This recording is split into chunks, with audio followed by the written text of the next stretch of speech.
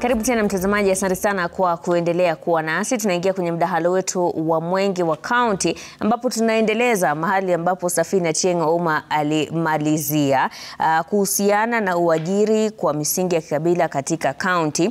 Wiki iliyopita NCIC ilitoa ripoti ambayo ilikuwa imeandaa kuhusiana na jinsi kaunti mbalimbali zinavyofuata sheria za uajiri, na ni jambo ambalo tutakuwa tunalizungumzia kwa kina tukiwa na kamishna wa NCIC Daktari Danvas Makori. Asante sana kwa kuungana nasi.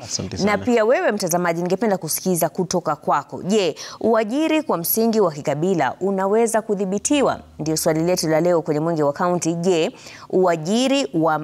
uajiri kwa msingi wa kikabila unaweza kudhibitiwa? Nambari ya rafa ni 22422 au kupitia mitandao ya kijamii ukitumia alama ya reli Mwenge wa Kaunti. Tueleze ndio au la, kisha utoe maelezo mafupi na utueleze unawasiliana nasi kutoka wapi. Daktari Danvas, kwanza kabisa ni nini ambacho kilichochea kufanywa utafiti huu na NCIC? Asante sana Mheshimiwa. Katika historia yetu ya Kenya, tangu tupate uhuru mnamo mwaka wa 07, ukabila ilichangia sana katika ghasia na vita, umwagaji wa damu.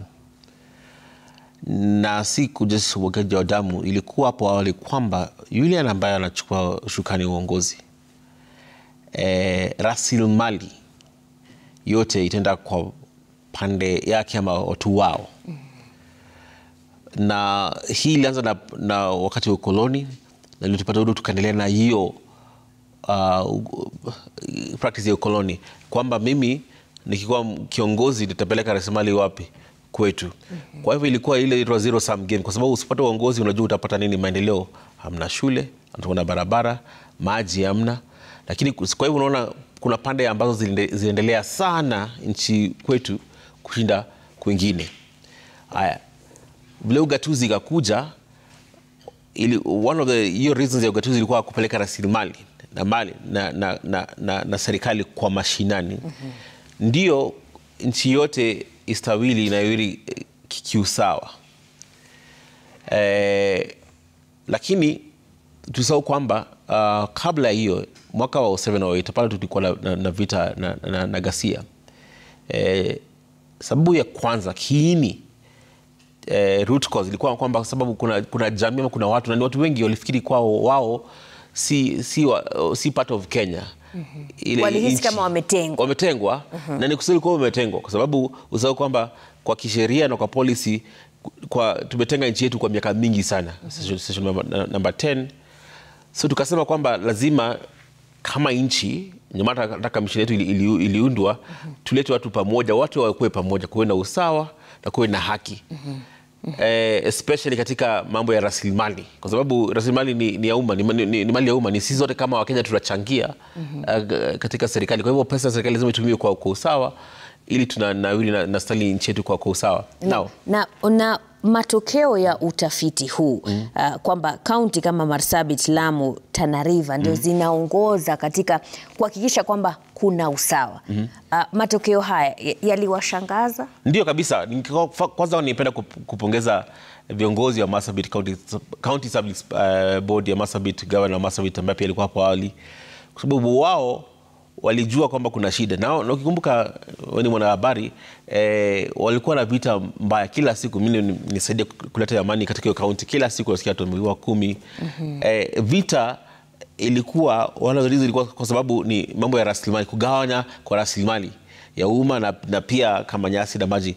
Lakini wao waliona kwamba kwa sababu wanajua historia yao, kusikuwa na usawa na haki katika kazi na mali ya umma, bado hiyo shida itaendelea. Kwa hivyo wao walikuwa na hiyo mikakati ambao itasaidia kuleta usawa katika kuajiri na umma. Naona imesaidia, kumekuwa na amani, kumekuwa na utulivu na kumekuwa na maendeleo, kwa sababu kwamba wao waliona tusipofanya hivyo kaunti yetu tunapeleka nyuma na tutaendelea hivyo. Kwa hiyo cycle tu ya kila siku vita, kwa sababu kila mtu complain, sisi tumeachwa, sisi hatufikiri hii kaunti yetu.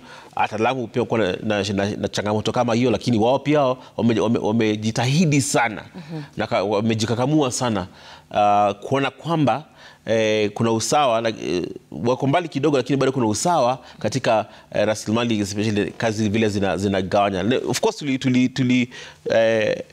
kama kaunti kama ya Marsabit na Lamu, of course hatukutarajia waongoze, lakini wameongeza nchi yetu, wameonyesha hii ndio njia ya kuenda. Yes. Na ni vipi basi kaunti ya Marsabit ambayo inaonekana iko mbali zaidi na maeneo yale ambayo yanafaa kuwa kwa kimombo wanasema cosmopolitan, kwamba kuna mchanganyiko wa kabila tofauti. Maana nikiangalia baadhi ya kaunti ambazo zimetajwa kuwa hazijaafikia hayo masharti, kaunti kama Kericho, kaunti kama Makueni, kaunti kama Nyeri, Murang'a, Kirinyaga, Kisii, ni kipi ambacho kinasababisha hili tatizo? Ni kwamba hizi bodi za uajiri hazina nguvu za kufuata sheria jinsi inavyostahili? Si kitu moja. Kuna mambo mengi. Ya kwanza ni siasa. Ya kwanza kabisa. Political interference ni siasa, kwa sababu gavana ambaye amechaguliwa, unaona hizi kaunti ambao jamii moja ni dominant, waonye wamemchagua. Kwa hiyo wanasikia, wanakumwambia sisi tukuchagua, sisi tunataka nafasi. Mbona unapatia watu wengine kazi? Mbona unapatia watu wa nje, wanaita watu wa nje kazi? Unaona, sisi ndio tulikuchagua. Kwa hivyo hawa wanasema ni wa Kenya, hauwezi wapatia kazi. Lakini sasa wao wanaegemea pia kwa hiyo hizo body. Wanasema body enjoy list, andika watu. Ndio orodha njoo hiyo basi. Wape hawa ajira.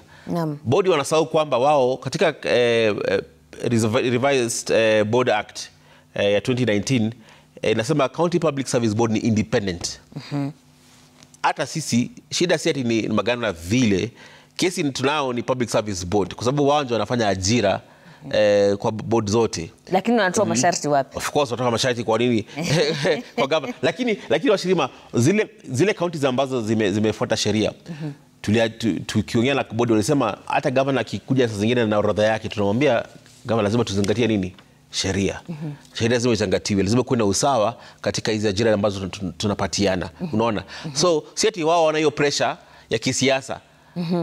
Wako na pia hao, lakini wamesema njia mwafaka ni hii, kwa lazima tufuate hii njia mwafaka na tunafuata. So ya kwanza of course ni hiyo siasa, kwa sababu watu pia na government wanasema mbona unapatia watu wa nje kazi yetu?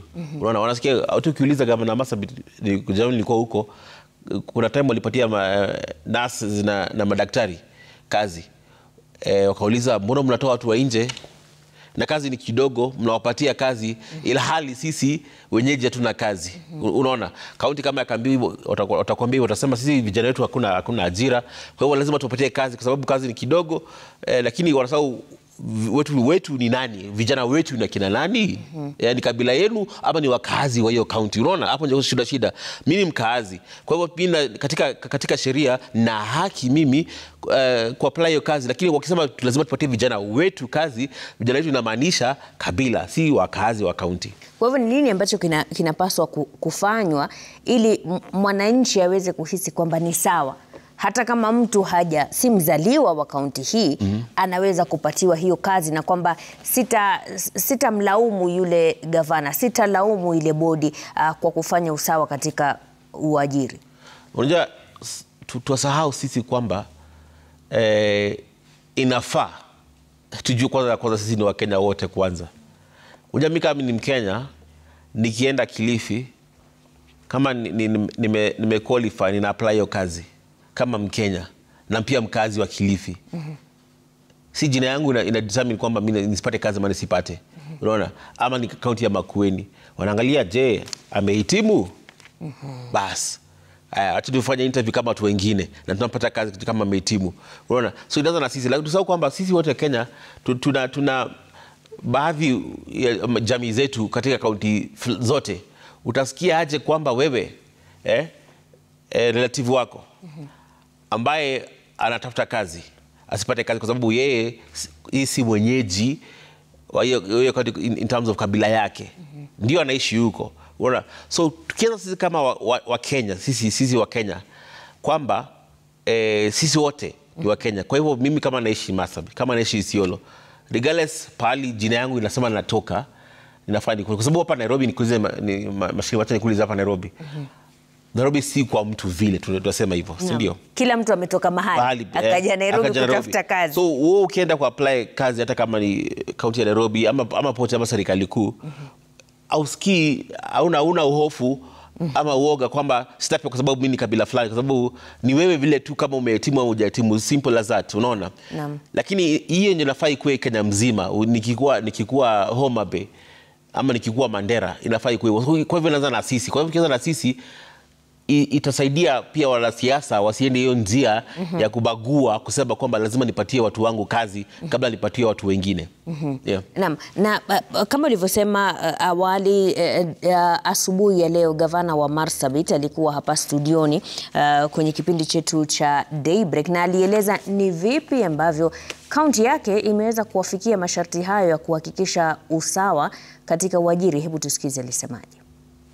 The governor employs the county executive member committees, the CECs, the CEOs, and the members of county public service board. So it all starts with that. And what I did, I made sure that all these three levels are representative of the county. When you look at my executive committee members, they come from various communities, right? CEOs the same. When you look at the county public service board members, they come from different communities. The chairman, for example, is a Rendile. The vice chair is a Borana. The other members each come from different communities, from Gari community, from Burji community, from Gabra community, from Somali community. And I asked them to comply with the provisions of the law, the Constitution of Kenya 2010, and all other acts, the Employment Act, the Diversity Policy, the NCIC Act, and all those. And thank God they heeded my advice and they followed suit. And there we are, celebrating. Yeah. There is also a laxity on the part of those who seek to implement the law to call you out and say, look, you are in breach of this particular law and therefore you are supposed to comply. For instance, if the county government that is expected to oversight the governor in the executive is unable to talk, to speak, and to highlight, we will all be quiet. If the County Public Service Board is unable to say, look, Governor, you cannot send us names because you want to, pay back to your supporters, those who campaigned for you, those who funded you, we cannot employ. If they don't speak and they don't say, look, this is what the law expects us to do, and we want to make sure 30% is protected for the non-residents or the minority, and 70%, whatever is required is to be done, then the governor will always be saying, I need my people to be employed. And that will be it. So it is the laxity also that comes with those who are oversighting. It is also the interference from the political class. And if today you were to ask me, I actually haven't. Immediately when I got into office, the first thing I did was to ask myself, I'm supposed to oversight the governor. If every morning I call him and tell him, you know what, Governor, I've got so-and-so, I want you to employ for me this, I've got so-and-so. You cannot oversight. I can't oversight. I can't. Sort of like ties your Yes, and so it goes down also to the leader, because if today I've got 10 people whom I've given Governor Barchok to employ for me, I would have no moral ground sometimes to challenge a number of decisions and call him out. Why? Because it could be in a department where my person has been employed. So I told myself, I'm not going to do this. Let him do his job. Let me do my job, so that we do what? We oversight and we perform the roles that the Constitution and the people of Bomet expects us to do. Ni seneta wa Bomet ambaye ni Hilary Kiprotich Sigei, na awali tulikuwa tumemsikiza gavana wa Marsabit Mohamud Ali ambaye anaeleza kwamba ni jambo ambalo linawezekana. Na kwa kweli mtazamaji, nimekuuliza, je, uajiri kwa msingi wa kikabila unaweza kudhibitiwa? Je, uajiri kwa msingi wa kikabila unaweza kudhibitiwa? Nambari ya rafa ni 22422 kupitia mitandao ya kijamii ukitumia alama ya reli Mwenge wa Kaunti. Baadhi ya jumbe zimeingia hapa, nitasoma mbili. Simon Musyoka kutoka Makueni anasema uajiri wa kikabila unaweza kudhibitiwa, lakini itakuwa vigumu. Mwingine hapa George Wasike kutoka Kitale anasema ndio, ajira zinaweza kupewa kwa kila Mkenya kwa kuwa katiba yetu ya Kenya inaruhusu Mkenya wa kabila lolote kuishi na kufanya kazi popote nchini Kenya. Lakini kuna jambo hapo ambalo limetajwa na seneta wa Bomet kwamba kuna hili jambo linalofahamika kama oversight. Je, ni nani ambaye anapaswa kuhakikisha kwamba masharti yanafuatwa katika uajiri? Tutarejea hivi punde na Daktari Danvas Makori ambaye ni kamishna wa NCIC. Usiondoke hapo ulipo.